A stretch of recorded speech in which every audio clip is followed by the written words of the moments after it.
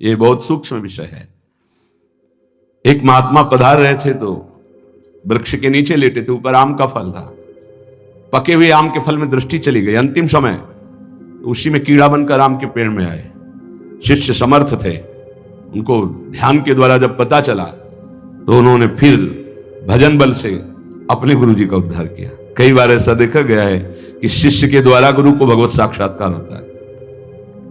सुतीक्ष्ण जी को पहले से ठाकुर जी का साक्षात्कार हुआ, साथ लेकर फिर अपने गुरु जी के पास साक्षात्कार करवाने प्रभु को गए।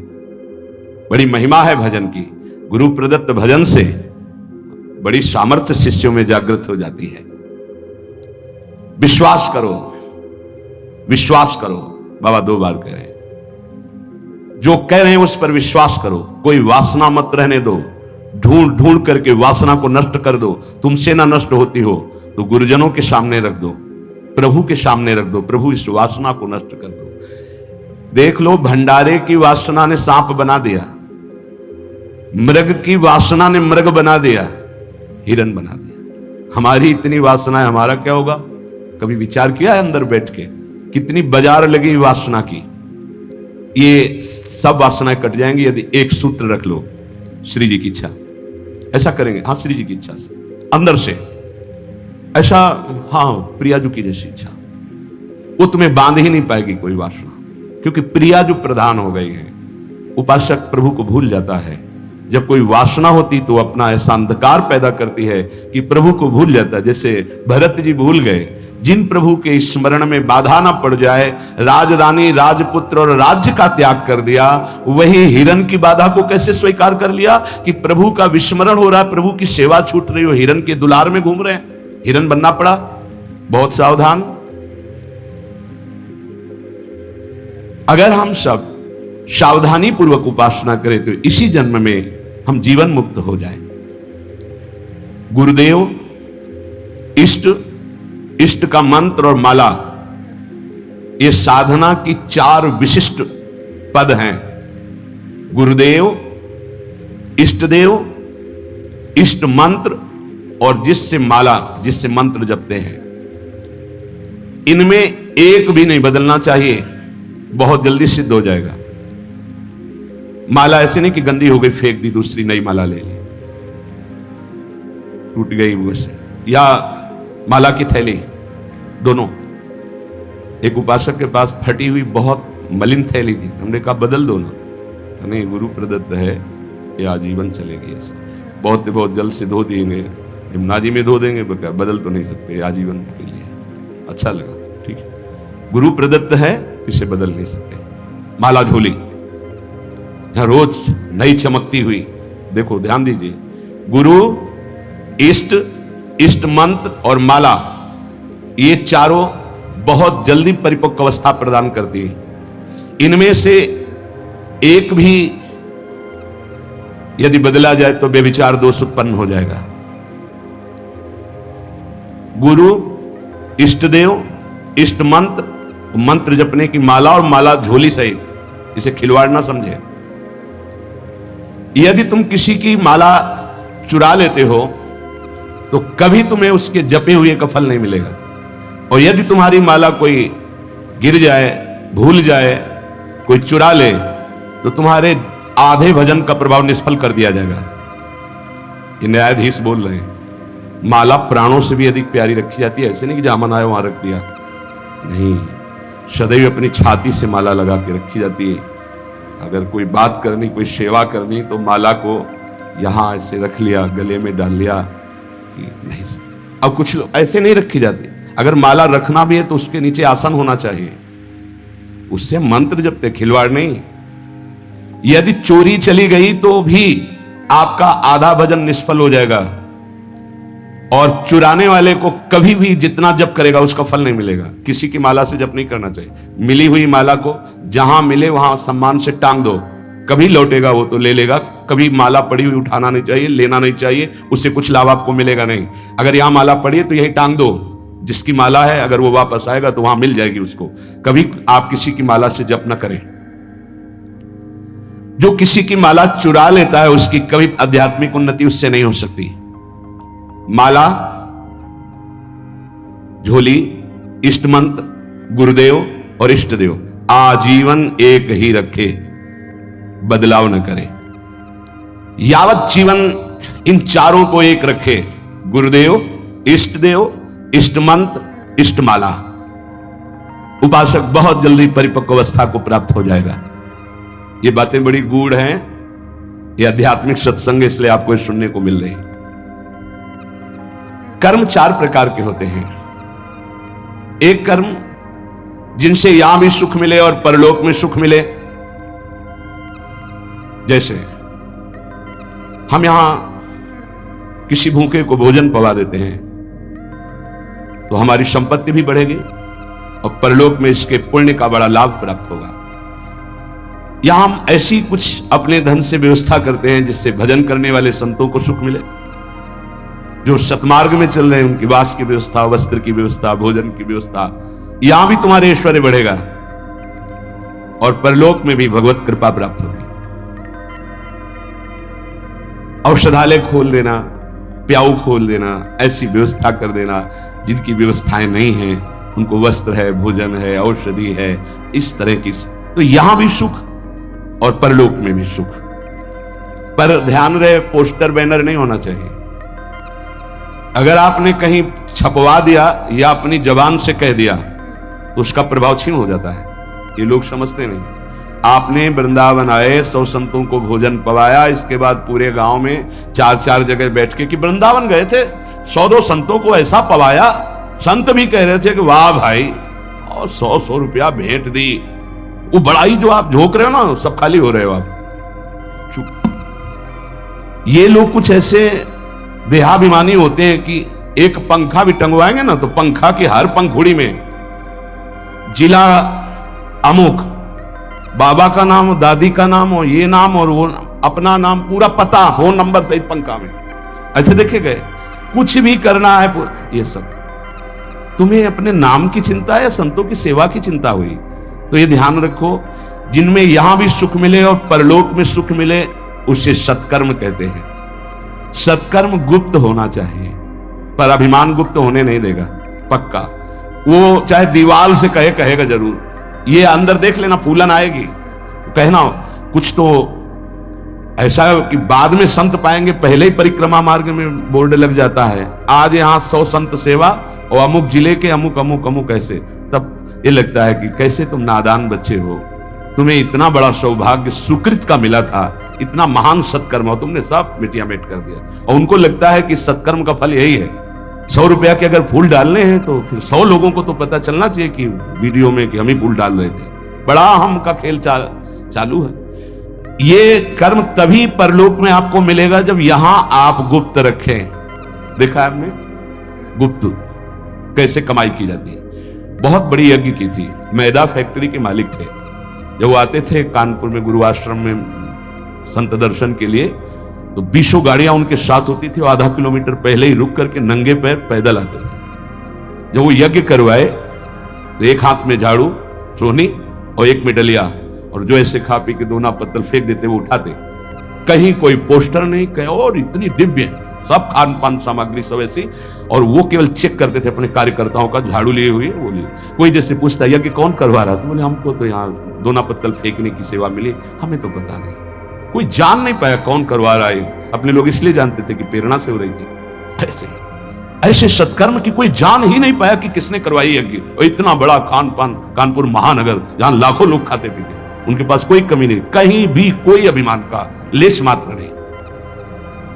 दूसरा मतलब पहला है जो इस लोक और परलोक दोनों में सुख प्रदान करे, वो ऐसे धार्मिक सत्कर्म। दैन्यता की मूर्ति, साधुता अपने आप आ जाएगी जब आप ऐसा समर्पण करेंगे। कितने ऐसे, एक नहीं कितने ऐसे जिनको ये है नहीं कि हमारी जानकारी कोई कि हम कुछ सेवा करते हैं। अहम को पुष्टता चाहिए। इस लोक परलोक में यदि अपने कर्म का जो सुकृत है तो भगवान से प्रार्थना करो कि कोई न जान पावे, ऐसा कार्य करो, तो वो आपको इस लोक और परलोक दोनों में उन्नति प्रदान करेगा। दूसरा, जिनमें यहां भी दुख और परलोक में भी दुख, पहला यहां भी सुख और परलोक में सुख। दूसरा है यहां भी दुख और परलोक में दुख, परिस्त्री गमन, जो दूसरे माताओं के साथ, बहनों के साथ व्यभिचार करते हैं, यहां भी दुख, परलोक में दुर्गति। अगर गृहस्थ हो तो एक पत्नी जो आपने पानी ग्रहण किया है, बस। दूसरा, मदिरापान, मद्यपान, यहां भी दुख, परलोक में दुर्गति। द्वैत कीड़ा, जुआ, यहां भी दुख, परलोक में दुर्गति। हिंसा, मांस खाना, यहां भी दुर्गति, परलोक में भी दुर्गति। देख लेना, खूब मांस खा लो, फिर तुम्हारा मांस जब अंतिम समय सड़ेगा ना, और तुम्हारी जब दुर्गति होगी, तब तुम्हें पता चलेगा। अभी तो खा लो, अभी तो तुम बातें बना लो, समय आएगा तब तुम्हें ऐसा जलाएगा। कभी कभी ऐसा लगता है कि ये मानव देह केवल संत कृपा से ही लाभ ले सकता, अन्यथा नहीं ले सकता। ये कोई पक्षपात की बात नहीं। जिनको संत समागम नहीं मिला है, पूरा पशुवत जीवन व्यतीत हो रहा है, पशुवत जीवन। बस इतना लक्ष्य है, कितना भोग भोग लें, कितना विषयों का सेवन कर ले, बस इतना ही उनका लक्ष्य है। वो चाहे पैसे के बल से, वृद्धावस्था पैसे के बल से, वही विलासिता, वही भोग, सोच नहीं रहे कि किस लिए आया था, क्या करना। यहां भी दुख और वहां भी दुख। जो दूसरों को दुख देता है, हिंसा करता है, व्यभिचार करता है, मांस खाता है, यहां भी दुख और परलोक में भी दुख। तीसरा, यहां सुख, परलोक में दुख। जो कर्जा ले लिया, वापस नहीं किया, कई तरह के ऐसे दूसरों को लूटने वाले, दूसरों का नाना प्रकार से सुख चुराने वाले जो लोग हैं, वो यहां सुख का अनुभव करने के लिए करते हैं। अपहरण कर लिया, ऐसा कर लिया, चोरी कर लिया, ऐसा, इसके बाद का परिणाम परलोक में तो भयानक दुख मिलेगा। और सबसे बड़ा दंड होता है, मन जलता रहता है। कोई भी अधर्म करने वाला मन कभी प्रसन्न नहीं रह सकता, निर्भय नहीं रह सकता। वहीं संत निर्भय रह रहे हैं और वो भयभीत है, प्रतिपल अस्त्र बांधे हुए। जो यहां भोग प्रधान जीवन है, दूसरे का सुख छीनता रहता है, छल कपट, बहुत कपटी स्वभाव होता है लोगों का। कोई बिरला ऐसा होता है जो भजन के साधना के बल से कपट को मिटा करके सरल स्वभाव न मन को टिलाई। नहीं तो सांप जैसी टेढ़ी चाल होती, सामने कुछ और, पीछे कुछ और, बोल कुछ और रहा है, कर कुछ और रहा है, सोच कुछ और रहा है। ऐसे लोग यहां सुखी दिखाई देते हैं। लोगों के प्रश्न भी रहते हैं, झूठ, कपट, छल, हिंसा, चोरी, ऐसे लोग यहां सुखी दिखाई देते हैं बड़ा, लेकिन परिणाम उनका बड़ा भयंकर होता है, महान दुख को प्राप्त होते हैं। पहला है यहां सुख वहां सुख, सत्कर्म। दूसरा है यहां भी दुख वहां भी दुख, असत्कर्म। तीसरा है भोग कर्म, दूसरों का धन छीनना, भोगों में मगन रहना, यहां तुम्हें सुखी दिखाई देंगे, बड़ा परिणाम एकदम विध्वंसक होगा, मिट्टी में मिल जाने वाला, कुछ नहीं बचेगा, सर्वनाश हो जाएगा। इसको आप आंख खोलकर देख लो, संसार में रहते हो, समाचार आदि के द्वारा संसार की जिनकी झूमती थी मिट्टी में मिल गए। अधर्माचरण करने वाला कभी सफल नहीं हो सकता। झूमती थी, अभी से लेकर इतिहास साक्षी है। जिस लोक में भुजा ठोक देता था, लोकपाल भयभीत हो जाते थे, मिट्टी में मिल गया। ऐसे ही है अधर्माचरण, चोरी, हिंसा, बल विक्रम के द्वारा दूसरे की संपत्ति को छीनकर भोगो, ये बहुत देखा है, नष्ट हो जाते समय आने पर विध्वंस। और परलोक में तो दुर्गति ही होती है। चौथा, ये बहुत जोर का है, यहां दुख, परलोक में परम सुख। ये है त्यागी महापुरुष, जिन्होंने यहां जानबूझकर समस्त भोगों का त्याग करके भगवान के लिए महान दुख को आमंत्रित किया। गर्मी, सर्दी, बरसात, निंदा, अपमान, काम, क्रोध, लोभ, मोह, मद, मत्सर, सबको सह रहे हैं। राधा राधा राधा राधा राधा, ये परम पद में आरूढ़ होंगे। तपस्वी, नाम जापक, व्रत, उपवास, योगाभ्यास, साधना, इनके द्वारा पूरे जीवन कष्ट सहते रहते हैं और जगत मंगल और परम पद की प्राप्ति। ये चार प्रकार के कर्म होते हैं, जिनमें यहां सुख वहां सुख, उदान, पुण्य, सत्कर्मादि, जिनमें यहां दुख और परलोक में दुख। पापाचरण, एक शब्द में बोल सकते हैं पापाचरण। तीसरा भोगाचरण, जिसमें यहां सुखी दिखाई दे रहे लेकिन परलोक में इनकी दुर्गति होगी। दुखिया को न सताइए, दुखिया देगा रोए, और जब दुखिया के मुखिया सुने तो तेरी गति का हो।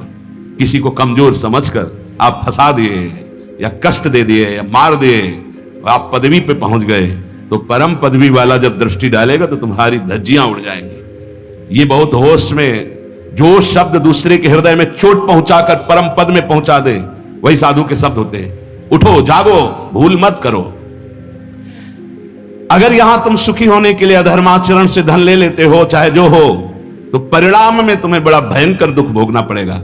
इसलिए हम प्रार्थना करते हैं, अंदर की हालत को मजबूत करना है तो दुखियों को मत सताना, निर्दोषों को दंड मत देना, पैसे के लिए किसी को गलत मत फंसाना। नहीं, चाहे जितना बड़ा अधिकार आपको मिला हो, वो अधिकार भी एक समय का है, इसके बाद नहीं। फिर तुम्हें जो कर्म का दंड मिलेगा वो भोगना पड़ेगा। त्रिभुवनपति अधिकार प्राप्त है महाराज नहुस को, भूल गए अपने कर्तव्य को और पदाभिमान में गलत आचरण में कदम रख दिया तो अजगर की योनि प्राप्त हुई, भ्रष्ट हो गए देवराज इंद्र पद से। कोई भी पद अगर आप गलत आचरण करोगे तो समय पर जब दंड देगा, पद भी छिन जाएगा, सुख भी छिन जाएगा, परिणाम महान हानिकारक दुख कारक होगा। उपासक यदि बहुत जल्दी पवित्र और शुद्ध साधना में समर्पित होना चाहता है तो शरीर और प्राण, इन दोनों को भगवान के चरणों में समर्पित कर दे। हमारी अब जिम्मेवारी खत्म, समर्पित। तो समर्पण भी हमें नहीं आता ना, कैसे समर्पित करें। इसीलिए गुरु रूप में भगवान पधारते हैं। गुरुदेव जैसी आज्ञा करें वैसे शरीर के आचरण हमारे हों, और गुरुदेव जो हमें नाम मंत्र दे वही हमारे श्वास में चले, तो दोनों समर्पित हो गए, शरीर और प्राण।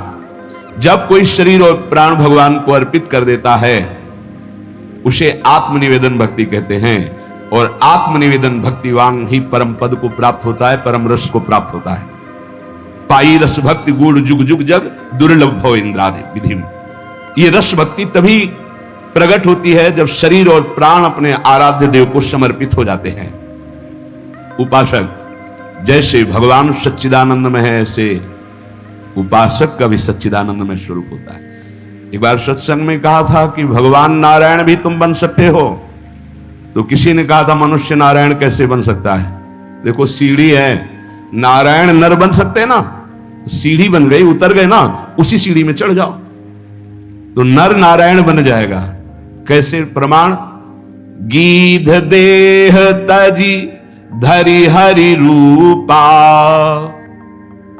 जब परम सत्कार्य बन गया सियाजू की रक्षा का, तो गीध ने शरीर छोड़ा और हरि रूप धारण करके हरिधाम को गया, नारायण रूप धारण करके। जब अजामिल का शरीर छूटा तो चतुर्भुज नारायण रूप होकर भगवान के धाम। जब धुंधकारी का प्रेत योनि छूटी तो चतुर्भुज भगवान के पार्षद लेने आए थे, चतुर्भुज रूप पार्षद रूप हरि रूप धारण करके भगवान के धाम को चला गया। केवल श्री लांछन चिन्ह लक्ष्मी, वो भर पार्षदों को नहीं होता, नहीं पूरे जैसे हरि वैसे ही हरि के पार्षद होते हैं। सच्चिदानंद में पार्षद स्वरूप सच्चिदानंद की सेवा में उपस्थित होता है। जैसी श्री जी वैसी श्री जी की सखियां किशोरी मात्मानम किमि सुकुमारी नुकले। श्रोत्रेंद्रिय, त्वचा इंद्रिय, नेत्र इंद्रिय, रसेंद्रिय, घ्राणेंद्रिय, इसके विषय है शब्द स्पर्श रूप रस गंध। पूरी सृष्टि के भोग इसी में आ जाते हैं। इसमें कुछ में साधक का राग रहता है और कुछ में द्वेष रहता है। राग अनुकूलता, द्वेष प्रतिकूलता। जब तक अनुकूलता प्रतिकूलता राग और द्वेष बना रहेगा तब तक साधक की उन्नति नहीं हो सकती, आध्यात्मिक उन्नति। ये बड़ा सूक्ष्म विषय जगत गुरु भगवान श्री कृष्ण वर्णन कर रहे हैं। राग द्वेष होता कहां है, इसका निवास स्थान कहां है? कह रहे ये अहम में होता है, मैंपन में। ये बाहर से काटा नहीं जा सकता कि ऐसे कर दिया तो राग द्वेष खत्म हो गया। ये आपके अंदर अंतःकरण में जो चार धर्म हैं, निश्चय करना बुद्धि, संकल्प विकल्प करना मन, चिंतन करना चित्त, और अहम, मैं स्त्री हूं, मैं पुरुष हूं, मैं विद्वान हूं, मैं धनवान हूं, इसमें बैठा है राग और द्वेष। बड़ी सुरक्षित जगह में बैठा है। शरीर से माना हुआ संबंध अहम स्फुरित करता है, मैं, और इसी मैं में राग द्वेष बैठा है, और यहीं से वो बुद्धि में मन में इंद्रियों में फेंकता रहता है। बड़ा सूक्ष्म विषय है, पवित्र बुद्धि वाला साधक समझ पाएगा। राग द्वेष कहां बैठा है? अहम में बैठा है। मुझे ये पसंद है, मुझे ये पसंद नहीं, मुझे ये अनुकूल है, मैं उस शरीर को लेकर बोल रहा है। इसीलिए वो विषय में राग और द्वेष, इंद्रियों में राग द्वेष, मन में राग द्वेष दिखाई देता है, होता है अहम में। प्रभु ने इशारे में वर्णन किया, यही राग द्वेष काम और क्रोध है। राग काम है और द्वेष क्रोध है। ये स्थूल रूप जब धारण करता है राग द्वेष, तो काम क्रोध के रूप में प्रकाशित हो जाता है।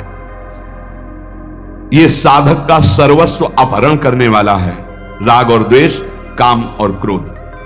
तयोर न वश मागच्छेद, अय साधक इनके वशीभूत मत होना।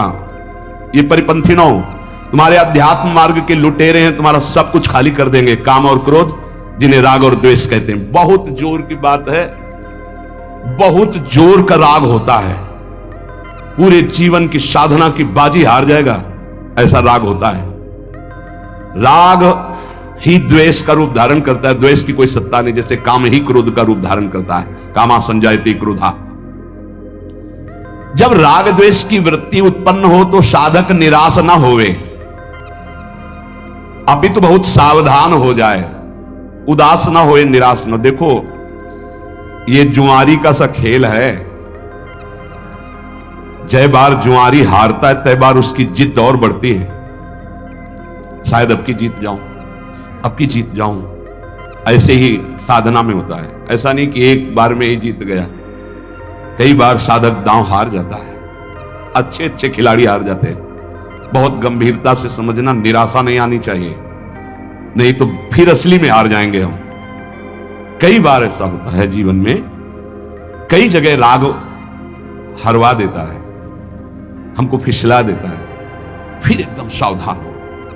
जैसे जुआरी की, अगर अब की जीत गए तो पूरी बाजी जीत जाएंगे, शायद अब की जीत जाए तो वो तो जीते ना जीते, जीता तो हारा, हारा तो हारा, और यहां हारा तो जीता और जीता तो जीता। ये अध्यात्म है। निराश तो नहीं होना, ये हमारी प्रार्थना है।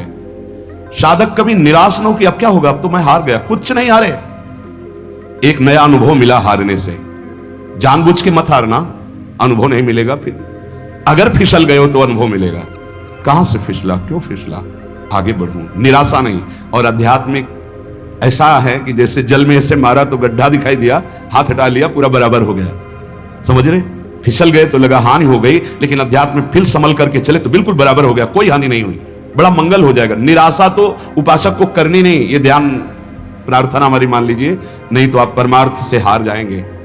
अंतिम श्वास तक हारना नहीं है, हारते हुए भी हारना नहीं, ये बात मान लेना।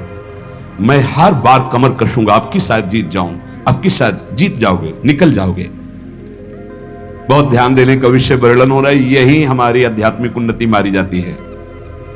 क्या होता है, साधक राग पूर्वक किसी कर्म में प्रवृत्त ना हो, किसी भोग में, किसी विषय में, किसी कर्म में, आज्ञा मान करके कर्म में प्रवृत्त हो। यह बड़ा सूक्ष्म विषय है।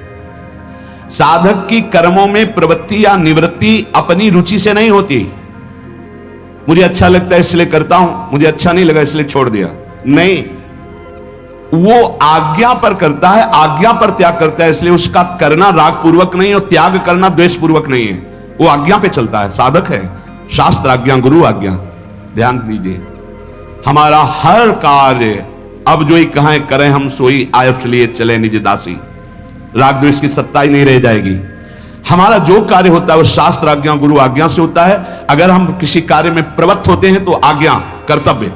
अगर निवृत्त होते हैं तो आज्ञा, कर्तव्य।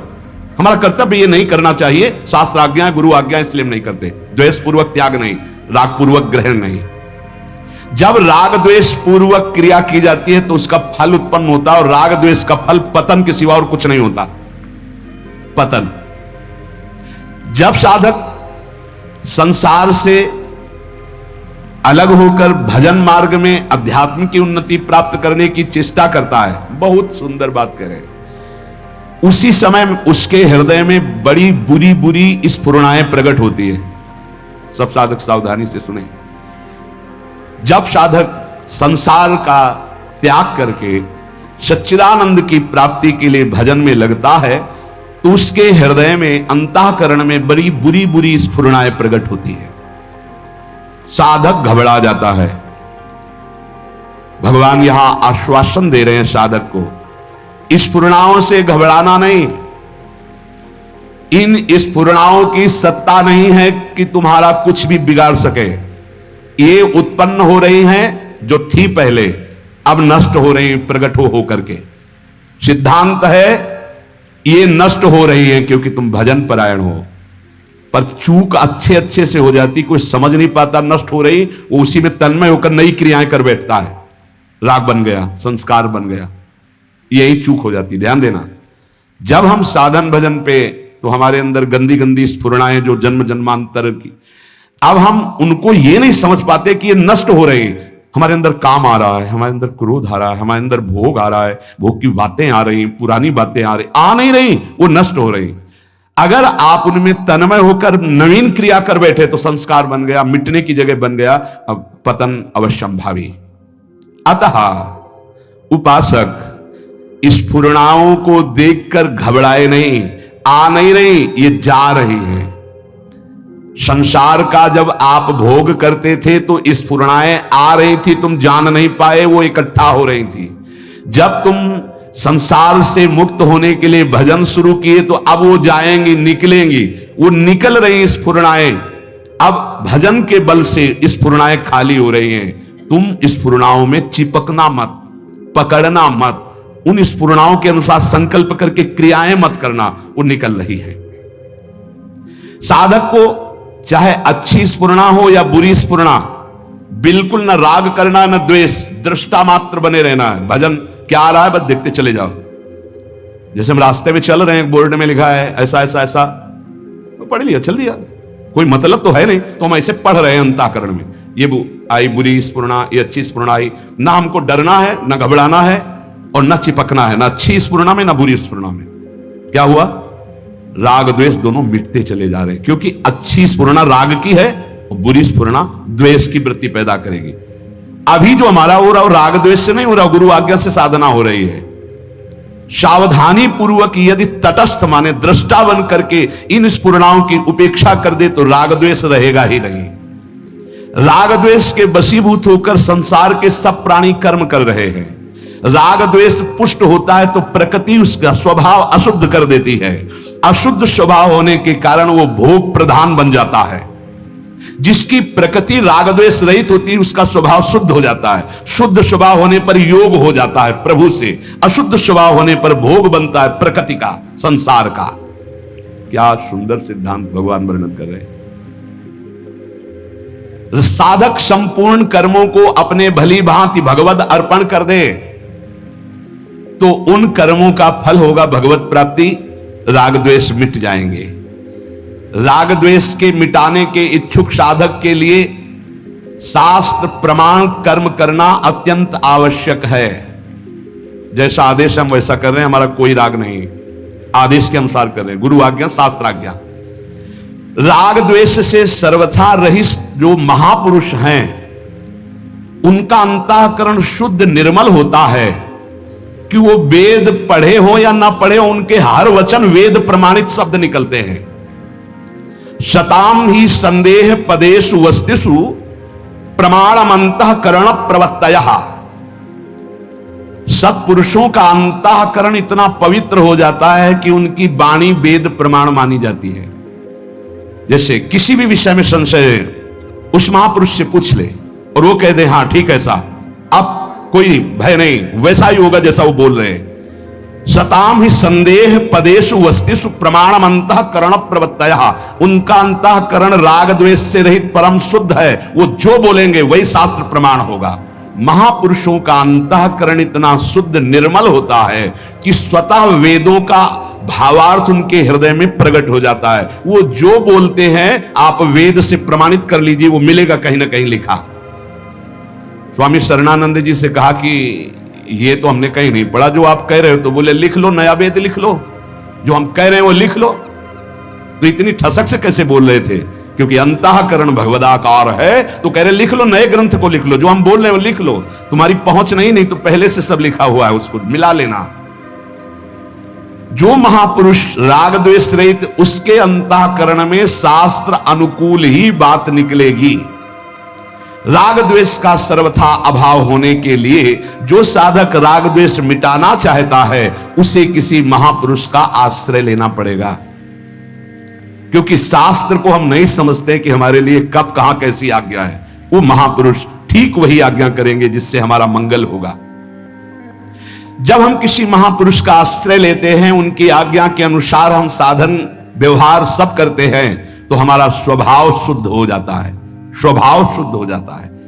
यही कारण है कि ऐसे महापुरुष के आचरणों से जगत का मंगल होता है और ऐसे महापुरुष आदर्श माने जाते हैं जिनका हृदय शुद्ध हो गया, राग द्वेष रहित। ये राग द्वेष उत्तरोत्तर बढ़ने नहीं चाहिए, कम होने चाहिए, देखते जाओ। और जिससे द्वेष हो जाए तो हमने अपने अंतःकरण में गुरु प्रताप से उसकी निवृत्ति का उपाय एक ही पाया है, उसमें भगवत भाव करके प्रणाम कर लेना, बार बार प्रणाम।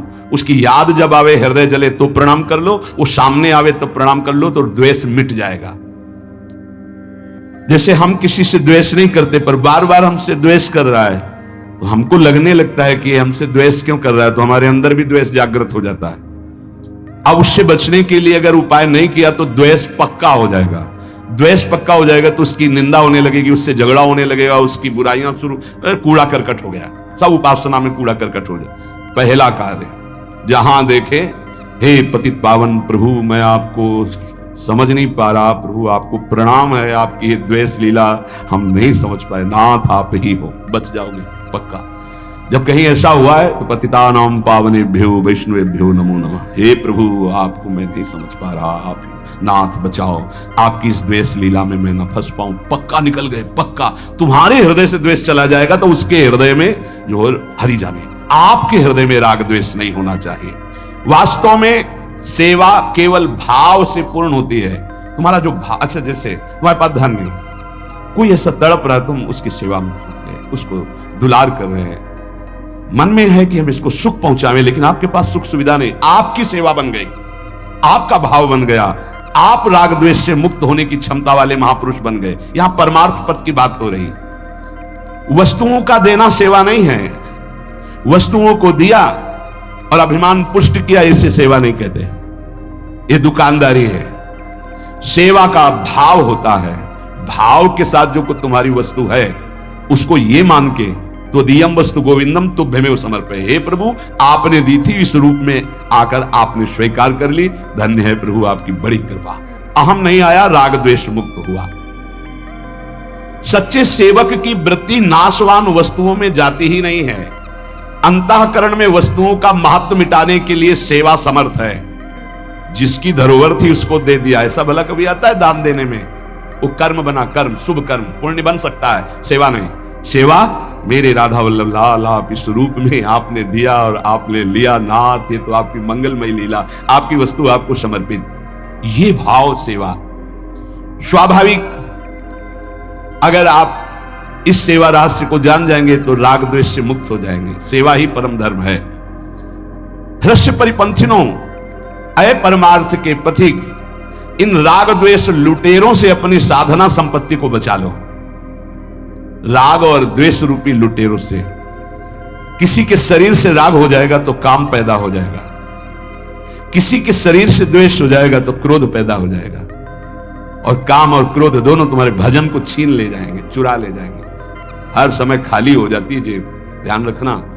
जहां आप गुस्सा किए या काम क्रीड़ा किए, काम भोग किए, तो तुम्हारी थैली खाली की खाली फिर शुरू, लूट ले गए। परिपंथिनों, लुटेरे हैं, तभी तो आध्यात्मिक उन्नति नहीं होती।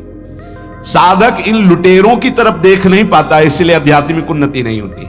यही कारण है कि साधना बहुत वर्षों तक करने पर भी उसे अध्यात्म अनुभव नहीं होता। प्रायः साधकों की शिकायत लगी रहती है कि मुझे तो कुछ आनंद का अनुभव नहीं हुआ। उसका कारण है तुम्हारे साधन भजन को ये लुटेरे लूट रहे हैं। कौन? राग और द्वेष, काम और क्रोध, ये लूट रहे हैं। देखो, साधना में मन लगे या न लगे, साधना फल दे के रहती है। बड़ा सूक्ष्म से वर्णन। साधकों को रहता है मेरा मन नहीं लगता, तुम चिंता मत करो, तुम राधा राधा बोल रहे हो, मन लगे ना लगे इसका निश्चित फल है। पर यदि तुम राग और द्वेष पूर्वक व्यवहार कर रहे हो, जैसे नाम भी जप रहे हो, भ्रष्टाचार भी है, पराई माता बहनों से व्यभिचार भी है, क्रोध भी कर रहे हो, द्वेष भी कर रहे हो, गंदी आदतें भी कर रहे हो, इसके बाद तुम्हारे हाथ में अभी कुछ स्टॉक नहीं आएगा परमार्थ का, भजन का, साधन का। खोखले बने रहोगे और ऐसे कितने वर्ष व्यतीत हो जाएंगे, फिर आप शिकायत करोगे कि हमें इतने वर्ष हो गए नाम जप करते, कोई लाभ नहीं मिला, क्योंकि चोरों से अपनी गठरी चुरवाते रहे आप। हम मन की एकाग्रता को ज्यादा महत्व तो नहीं देते, हम देते हैं राग और द्वेष पर महत्व। ये राग द्वेष, माना हम 10 बार नाम लिया तो 10 बार तो सुरक्षित है, हम 1000 बार लिया वो हमारी पूरी जेब काट ले गया, क्या बचा?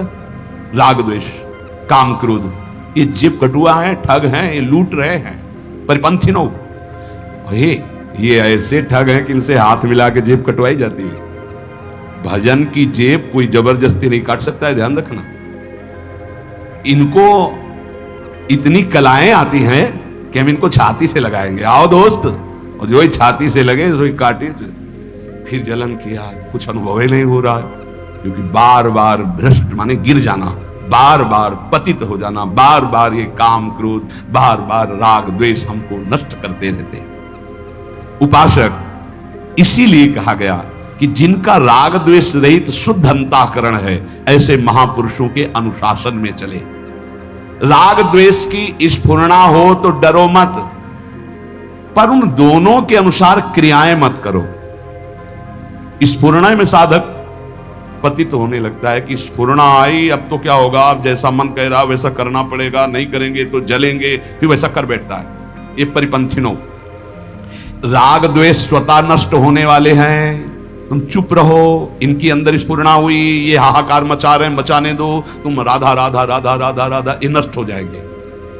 साधक उनकी इतनी सत्ता दे देता है, उनको इतना महत्व दे देता है, उनका इतना आदर करने लगता है कि वो नष्ट होने के बजाय साधक को नष्ट कर देते हैं। काम क्रोध साधक को नष्ट कर, इनकी सत्ता नहीं, स्फुरित होता है, होने दो, किसी से बोलो मत, कहो मत, चिड़चिड़ापन मत लाओ, जलो मत, गंभीर। कोई पूछे कैसे हो, बहुत अच्छे, कृपा है, नहीं कोई शारीरिक मानसिक परेशानी नहीं, श्री जी की कृपा से कोई परेशानी नहीं, अंदर तुम्हारे विकार वो सब भस्म हो जाएंगे, मत बोलो किसी से।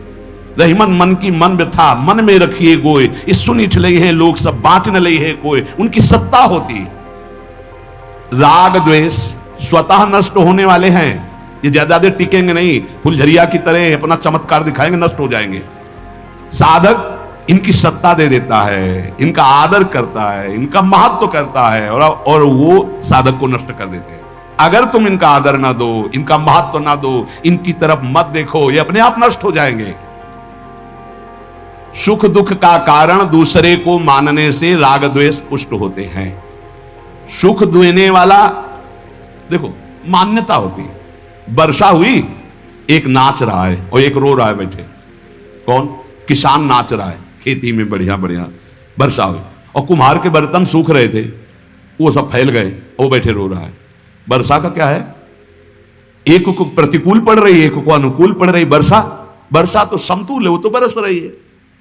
हमारी अनुकूलता, हमारी प्रतिकूलता, हमारी मान्यताएं ही पूरी की पूरी अनुकूलता पर। अब गर्मी में आग प्रतिकूल लगेगी और सर्दी में दूर से तापो तो कितना सुखद लगती है। ये अनुकूलता प्रतिकूलता आने जाने वाली और मान्यता के अंतर्गत है। स्वरूप में इनका कोई महत्व नहीं है।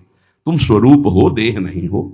थोड़ी देर के लिए काम क्रोध विकल कर रहे हैं, सह लो, ये नष्ट हो जाएंगे। उनका महत्व, अरे काम आ गया, अरे क्रोध आ गया, चुप शांत, वो नष्ट हो जाएंगे, अपने आप नष्ट हो जाएंगे। उनकी सत्ता ही नहीं, वो ज्यादा देर नहीं टिकेंगे। आप टिकाओगे तो टिक जाएंगे।